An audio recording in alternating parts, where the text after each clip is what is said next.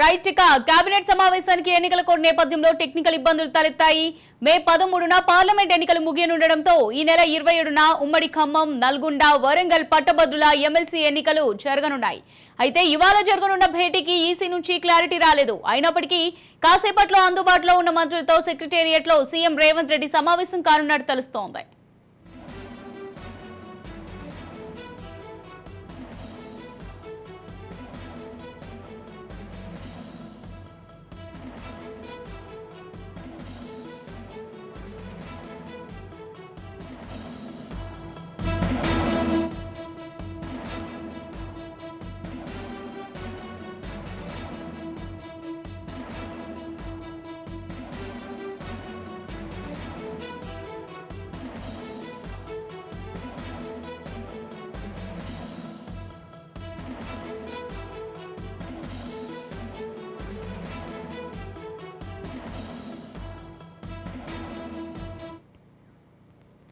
Right cabinet సమావేశానికి ఎన్నికల code నేపథ్యంలో టెక్నికల్ ఇబ్బందులు తలెత్తాయి. మే 13న పార్లమెంట్ ఎన్నికలు ముగియనుండడంతో ఈ నెల 27న ఉమ్మడి ఖమ్మం, నల్గొండ, వరంగల్ పట్టభద్రుల ఎమ్మెల్సీ ఎన్నికలు జరగనున్నాయి. అయితే ఇవాళ జరగనున్న భేటీకి ఈసీ నుంచి క్లారిటీ రాలేదు. అయినప్పటికీ కాసేపట్లో అందుబాటులో ఉన్న మంత్రులతో సెక్రటేరియట్లో సీఎం రేవంత్ రెడ్డి సమావేశం కానున్నట్టు తెలుస్తోంది. ఇక ఇదే అంశానికి సంబంధించి మరింత సమాచారం మా ప్రతినిధి విక్రాంత్ అందిస్తారు. విక్రాంత్, చెప్పండి, ఈసీ అనుమతి లేకుండా కేబినెట్ భేటీ జరిగే ఛాన్స్ ఉందంటారా? మొత్తానికి మరి కాసేపట్లో కూడా 4 గంటలకు కూడా టెక్నికల్గా క్యాబినెట్ మీటింగ్ కాకుండా కానీ ముఖ్యమంత్రి రేవంత్ రెడ్డి అధ్యక్షతన కూడా మంత్రులంతా కూడా భేటీ కాబోతా ఉన్నారు. ప్రధానంగా కూడా వాస్తవానికి ఎన్నికల కోడ్ ఉంది రాష్ట్రంలో. దీన్ని ముందుగానే పసిగట్టినటువంటి ముఖ్యమంత్రి రేవంత్ రెడ్డి కావచ్చు చీఫ్ సెక్రటరీ తోటి ఇప్పటికే కేంద్ర ఎన్నికల సంఘానికి కూడా లేఖ రాయించాడు. అయినప్పటికీ కేంద్ర ఎన్నికల సంఘం నుంచి కూడా ఇప్పటి వరకు కూడా ఇంతవరకు క్లారిటీ రాలేదు. దాన్ని వ్యతిరేకిస్తున్నట్లు కూడా ఎలాంటి బులెటిన్ కూడా విడుదల చేయని నేపథ్యంలో కూడా ఇంకా హోల్డ్లోనే ఉంది. చివరి నిమిషం వరకు కూడా దాన్ని ఎక్స్పెక్ట్ చేయవచ్చు. అవసరమైతే అనుమతి వస్తుందనే తెలంగాణ ప్రభుత్వం మాత్రం భావిస్తూ ఉంది. కానీ ఇంతవరకు మాత్రం క్లారిటీ లేదు. అయినప్పటికీ సమావేశం ఏర్పాటు చేసుకోవడానికి మాత్రం రాష్ట్ర ప్రభుత్వం సిద్ధమవుతా ఉంది. మరి కాసేపట్లో కూడా ముఖ్యమంత్రి రేవంత్ రెడ్డి కూడా ఇటు సచివాలయానికి వచ్చే అవకాశం కనిపిస్తూ ఉంది. మంత్రులంతా కూడా ఇప్పుడే చేరుకుంటున్న పరిస్థితి కనిపిస్తూ ఉంది. ఏదేమైనప్పటికీ దాదాపు 2 నెలలుగా కూడా కేబినెట్ భేటీ మాత్రం జరగలేదు. ఎన్నికల కోడ్ ఉన్న నేపథ్యంలో కూడా లోక్సభ ఎన్నికలకు సంబంధించి కూడా 2 నెలల క్రితం జరిగినటువంటి కేబినెట్ తోనే నడిపిస్తూ ఉన్నారు. ప్రధానంగా ప్రస్తుతం కూడా ఇటు పార్లమెంటు దేశవ్యాప్తంగా కూడా పార్లమెంట్ ఎన్నికలు జరుగుతున్న నేపథ్యంలో కూడా ఇంకా ఫలితాలు రానటువంటి పరిస్థితుల్లో కూడా వచ్చే నెల 4 వరకు కూడా ఎన్నికల కోడ్ మాత్రం రాష్ట్రంలో అమలుగా ఉండబోతా ఉంది.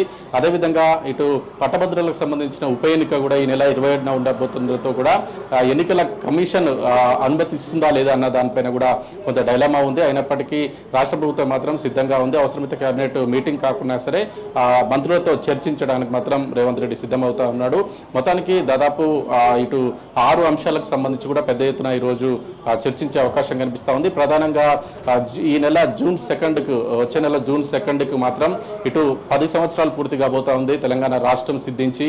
ఈ నేపథ్యంలో ఉమ్మడిగా ఉన్నటువంటి హైదరాబాద్కు సంబంధించిన కొన్నిటిపై కూడా హక్కు ఉన్నటువంటి ఆంధ్రప్రదేశ్కు మాత్రం షెడ్యూల్ 9-10లో భాగంగా కూడా హైదరాబాద్లో లేక్ వ్యూ లాంటి గెస్ట్ హౌస్ కావచ్చు అన్నీ కూడా ఇప్పటికీ ఆంధ్రప్రదేశ్ రాష్ట్రానికి సంబంధించిన ఆధీనంలో ఉన్న నేపథ్యంలో కూడా జూన్ 2 లోపు వాటిని ఆధీనం చేసుకోవాలనేది కూడా తెలంగాణ ప్రభుత్వం సిద్ధంగా ఉంది. అదేవిధంగా ఇంకా పరిష్కారం కానటువంటి సమస్యలు మాత్రం అనేకంగా ఉన్నాయి. దాదాపు ఉద్యోగులకు సంబంధించి కావచ్చు, ఇంకా తెలంగాణకు సంబంధించిన ఉద్యోగులు కూడా ఏపీ రాష్ట్రంలో ఆంధ్రప్రదేశ్ రాష్ట్రంలో కూడా ఉద్యోగం చేస్తున్న పరిస్థితి కనిపిస్తూ ఉంది. కొంతమంది ఆంధ్రప్రదేశ్ రాష్ట్రానికి సంబంధించిన వాళ్ళు కూడా తెలంగాణలో ఉద్యోగం చేస్తున్న పరిస్థితి కనిపిస్తూ ఉంది. ఉద్యోగుల బదిలీలకు సంబంధించి కావచ్చు, నీటి విషయంలో కావచ్చు, కేఆర్ఎంబీకి సంబంధించి కృష్ణా రివర్ బోర్డుకి సంబంధించి కూడా ఇంకా సమస్య మాత్రం అలాగే ఉంది. పరిష్కారం దిశగా ఏం చేయాలనే దానిపైన కూడా పెద్ద ఎత్తున కేబినెట్ మీటింగ్ లో కూడా చర్చించే అవకాశం కనిపిస్తూ ఉంది. అదేవిధంగా రైతులు, ప్రధానంగా కూడా రైతులంతా కూడా రైతు బంధు కూడా కొంచెం ఆలస్యమైన నేపథ్యంలో కూడా ఈ ప్రభుత్వంపై కొంత గురుగా ఉన్నారు. ఈ నేపథ్యంలోనే రైతుల్ని మచ్చిక చేసుకోవడం కోసం కూడా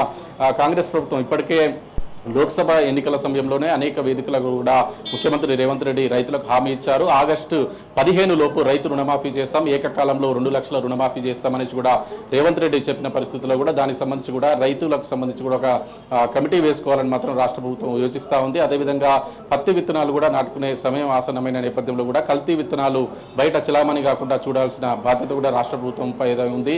దీనికి సంబంధించి పెద్ద ఎత్తున రైతు సమస్యలపైన కూడా చర్చించే అవకాశం మాత్రం కనిపిస్తూ ఉంది. అదేవిధంగా మేడిగడ్డ అన్నారంకి సంబంధించి కూడా ఇప్పటికే నేషనల్ కమిటీ కూడా ఇప్పటికే మధ్యంతర నివేదిక ఇచ్చింది. దానిపైన కూడా పెద్ద ఎత్తున చర్చ జరిగే అవకాశం కనిపిస్తూ ఉంది. ఇక స్కూల్స్ అదేవిధంగా కాలేజీలకు సంబంధించి కూడా వచ్చే నెలలో పాఠశాలలు కళాశాలలు కూడా ప్రారంభమయ్యే నేపథ్యంలో కూడా దానికి సంబంధించిన యూనిఫామ్స్ కావచ్చు, పాఠ్య పుస్తకాలకు సంబంధించి కావచ్చు, అదేవిధంగా ప్రైవేటు కళాశాలల్లో స్కూళ్ళలో కూడా ఫీజుకు సంబంధించి కూడా పెద్ద ఎత్తున పెంచుతున్న విషయంలో కూడా ఇటు పేరెంట్స్ నుంచి కూడా రాష్ట్ర ప్రభుత్వానికి అనేకమైన వినతులు వచ్చిన నేపథ్యంలో కూడా స్కూల్ ఫీజుల నియంత్రణకు సంబంధించి కూడా చర్చించే అవకాశం కనిపిస్తూ ఉంది. అదేవిధంగా ప్రభుత్వ పాఠశాలలు కళాశాలలకు సంబంధించి కూడా పాఠ్య పుస్తకాలకు కావచ్చు, వసతులకు సంబంధించి కూడా అదేవిధంగా వచ్చే సంవత్సరము ప్రభుత్వానికి సంబంధించిన పాఠశాలలు బళ్ళల్లో కూడా ఖచ్చితంగా విద్యార్హత పెంచే విధంగా ఆలోచన చేస్తూ ఉన్నారు. దానికి సంబంధించి కూడా పెద్ద ఎత్తున చర్చ జరిగే అవకాశం కనిపిస్తూ ఉంది. మొత్తానికి రాష్ట్రంలో పెండింగ్లో ఉన్నటువంటి అన్ని అంశాలపైన కూడా 2 నెలల నుంచి ఉన్న వాటిని కూడా పరిష్కారం చేసే దిశగా మాత్రం ఆలోచిస్తూ ఉన్నారు. చివరి నిమిషంలో కూడా ఖచ్చితంగా కేంద్ర ఎన్నికల కమిషన్ నుంచి మాకు గ్రీన్ సిగ్నల్ వస్తుందని మాత్రం రాష్ట్ర ప్రభుత్వం యోచిస్తూ ఉంది. అది మాత్రం మరి కాసేపట్లో అంటే 4 గంటలకు మాత్రం సమావేశం ప్రారంభించడానికి మాత్రం రాష్ట్ర ప్రభుత్వం సిద్ధంగా ఉంది. ఈ 4 లోపు ఒకవేళ ఎన్నికల కమిషన్ గ్రీన్ సిగ్నల్ ఇస్తుందా, లేదంటే వీళ్ళు కేవలం ముఖ్యమంత్రితో మంత్రుల సమావేశం ఉంటుందా అని మాత్రం చూడాల్సి ఉంటుంది. విక్రాంత్, మరి అందుబాటులో ఉన్న మంత్రులతో సీఎం భేటీ అయితే అవుతున్నట్టుగా తెలుస్తుంది. మరి దీనిపై ఏమైనా పరిణామాలు ఉండే అవకాశం ఉందంటారా? మొత్తానికి పరిణామాల్లో చూసినట్లయితే వాస్తవానికి ఇటు కొంతమంది ఇప్పటికే మంత్రులు కూడా అందుబాటులో లేని పరిస్థితి కనిపిస్తూ ఉంది. 3 మంత్రులు మాత్రం ఇటు సీతక్క కావచ్చు, ఉప ముఖ్యమంత్రిగా ఉన్నటువంటి బట్టి విక్రమార్క కావచ్చు, వీళ్ళంతా కూడా రాహుల్ గాంధీ కోసం ప్రచారం చేస్తూ ఉన్నారు. మిగతా రాష్ట్రాల్లో ఎన్నికలు జరుగుతున్న నేపథ్యంలో కూడా ఎన్నికల క్యాన్వసింగ్ కోసం కూడా వెళ్ళిన పరిస్థితి కనిపిస్తూ ఉంది. వారిని మినహాయించి మిగతా ఉన్నటువంటి 9 మంది మంత్రులతో కూడా కేబినెట్ భేటీ అయ్యే అవకాశం కనిపిస్తూ ఉంది. వాస్తవానికి టెక్నికల్గా ఆ లోపు గ్రీన్ సిగ్నల్ ఎన్నికల కమిషన్ ఇచ్చినట్లయితే రివ్యూ చేస్తున్న పరిస్థితి కనిపిస్తుంది. కానీ ఒకవేళ దాన్ని ఎన్నికల కమిషన్ మాత్రం దాన్ని తోసిపుచ్చినట్లయితే, రిజెక్ట్ చేసినా లేకపోతే వాళ్ళు ఎలాంటి నిర్ణయం తీసుకోకున్నా సరే సచివాలయంలో మాత్రం ముఖ్యమంత్రి రేవంత్ రెడ్డి అధ్యక్షతను మాత్రం రివ్యూ చేసే అవకాశం మాత్రం ఉంటుంది. రివ్యూ చేస్తే మాత్రం ఎట్లాంటి టెక్నికల్ ప్రాబ్లమ్స్ మాత్రం రావు అనేది ప్రభుత్వ న్యాయ నిపుణులు మాత్రం చెప్తా ఉన్నారు. ఎందుకంటే రేవంత్ రెడ్డి ఏ శాఖ పైన కానీ ముఖ్యమంత్రి రివ్యూ చేసుకునే అధికారం ఉంటుంది. నిన్న మొన్న కూడా 2 రోజుల పాటు కూడా సచివాలయంలో ఇటు వర్షాల మీద కావచ్చు, రైతుల పైన కావచ్చు చేసిన పరిస్థితి కనిపించింది. ఈ నేపథ్యంలోనే ఖచ్చితంగా మంత్రులతో కూడా రివ్యూ చేసే అవకాశం మాత్రం చాలా స్పష్టంగా ఉంది. Right, thank you for the details Vikrant.